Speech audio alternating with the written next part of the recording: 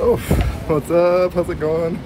Just finished my first shift at McDonald's. It was pretty awesome.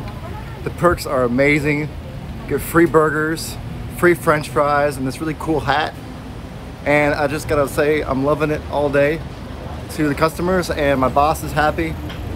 It's pretty freaking awesome, I'm not gonna lie. They did actually give me a 50-cent bonus per hour, just because my name is Mac. And I thought that was pretty cool, a really cool perk. I recommend if any of you guys want to go ahead and work at McDonald's, you also change your name to Mac, because you do get that extra, you know, little perk.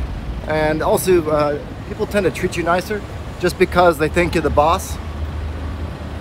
Well, here we go. So I'm gonna go ahead and go to the park and finish my lunch. Oh, let me get over here. Oh my gosh, maybe I won't. Something's going on. There's some sort of fire going on over here. What is this? All right, I'm gonna go ahead and go around, I guess. Oh, looks like humans can go through. Just you can't go through if you're a car. Here we go. Go and go to the park and finish my lunch. I got some French fries and a nice orange drink to enjoy on this beautiful day. Oh, that was fun. You know, it's nice just to, you know, flip burgers all day and, you know, fry the French fries. It's just, you know, it's real. It gives you a sense of pride and accomplishment at the end of the day when you know your customers are happy and fat from your greasy food that you've been serving them all day. Personally, I think everyone who goes there is pretty happy. You know, I see homeless people come in there sometimes, and this morning and they were like, hey, they just kind of like, you know, went upstairs and started like, you know, just sleeping, and that was pretty cool. I mean, the accommodations are very nice at McDonald's. They have really nice counters. It's really clean space. So anyways, I'm gonna take a seat now. All right, well, I got me some French fries and some orange juice, pretty tasty. It's all compliments of the boss, you know. So, you know, thank you, Mr. Ronald. Really appreciate it. You know, crypto's got me down, but McDonald's, you know, they support me. They keep it real. For all you guys out there who are, you know, looking for a job, I highly recommend McDonald's. It's a really great place to work. In all reality, guys, you know, it's a bear market. We all had, you know, major losses, 60%, 90%, 99.999% for the Luna holders. I know it's tough out there. Personally, I think it's time to just go out and enjoy life, maybe get a real job, or you can continue being a DJ. That works too. Personally, I've been mostly going into stable coins, doing stable coin farms. I've been going into trying to get new projects going on. I've jumped into, like I said, Everscale.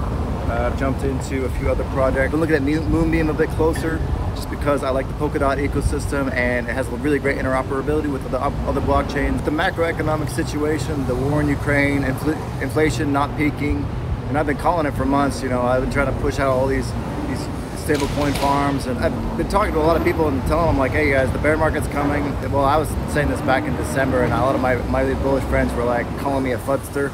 And I was, you know, in the Tesla's community, I was really pushing out for them to go ahead and make the big announcements and everything back in November, December. For a lot of these other blockchains out there, I think it's important to realize that, you know, it's about the technology, it's about the people, but you also have to take advantage of market situations.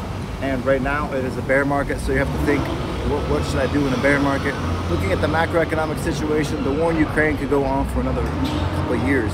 And inflation, Ukraine and Russia, they can't get out any of their grains, any of their, you know, natural resources. And they are the breadbasket of the United Kingdom as well as, you know, the rest of Europe. So there's not much that people are going to, everyone's going to be spending all their money on a lot of food products as well as, you know, just amenities, like basic amenities. And they're not going to have money to spend on crypto. So just realize that the normal mom and pops won't be able to go into, you know, investing for a couple of years probably. And so you need to make sure you stick with chains that are either undervalued or that have a real life use case. The equities market is also taking a big hit. A lot of the, you know, big tech giants that actually don't have as much actual profit, they're actually making a lot of money, or they're running in the red, or they're going to start running in the red because, you know, people don't have the extra money to spend because the Fed isn't printing anymore. And, you know, the Fed is way behind the curve when it comes to trying to solve the inflation crisis, and they're going to have to react extremely severely. They're going to have to raise, you know, the basis points, at least 100 basis points or 75 basis points in the next coming months. And I believe they're going to have to hit hard and hit fast in order to shock the economy, so that way we can all enjoy, you know, the same food prices that we've been enjoying. I mean, they need to get the peak inflation curve up there, so that way it'll start going down, or at least remain like kind of like 3% or 4%, rather than this crazy, you know, 9% or 18% that we have going on right now. So yeah, I think it's very important just to stay safe during these times, keep your cash, and only go on projects that are undervalued and the projects that you really like. And also, it's a great time to build. If you want to build a new project, if you want to build a YouTube channel, if you want to build something just to help out the project that you really enjoy, it's a great time to go ahead and start that. I think the projects that have the strongest communities would be the ones to survive this bear market.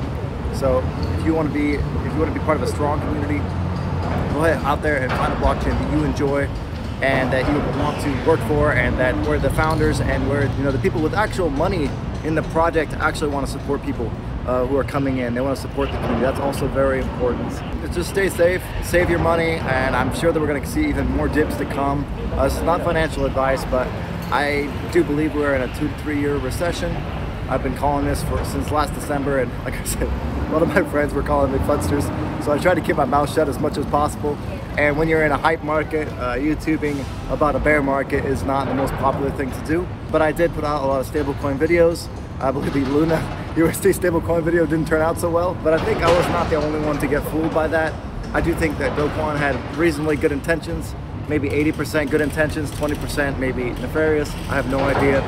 You have to basically hedge against what's going to happen. You can go in the safer projects that won't go down 90%. Like I said, I jumped into Everscale just because I don't believe in L2 solutions anymore. I believe that L2 is going to be a thing of the past once hardware starts getting better and better. Every 2 years, hardware, you know, specs double. So you can see with these new M1 Max, the specs are pretty ridiculous. So running a high-end Solana node or Everscale node, or maybe Aleph Zero, and running an Aleph Zero node is going to be actually relatively cheap in a couple of years. You'll probably be able to run these nodes from your cell phone itself. So this is a definite possibility in the future for these L1 blockchains. So any blockchain that isn't running a multi-threading or running, you know, high CPU count or high RAM amount is kind of pointless, especially if they're not like Pi Network. They're using the cell phones. Like every day you can mine with your cell phone, and I don't think it's actually mining. It's just doing that to get more people. And if you're using low spec requirements to get more people, that's fine. But if you don't have 1,000 validator nodes when you're running off of a Raspberry Pi, then something is wrong. Okay, you need to switch your chain of thought, and that's just my personal opinion. You should be, if you're going to these low spec solutions, you should be trying to get a huge number of validator nodes and building the community from that. But if you're not using that to build the community, you might as well use multi-threading and high-spec computers with 100 validators or 200 validators to go ahead and run your node. But these are just the things that I've been looking at recently during my spare time. You know, for my new job at McDonald's, I don't have as much time to do the research that I need to. I will try to continue to get out as much information as possible. Now, tonight I will be doing a special episode at a blockchain event here in Tokyo. I'll be recording and I'll try to upload that this Sunday, so please stay tuned. It'll be a great opportunity to see what's going on in Tokyo.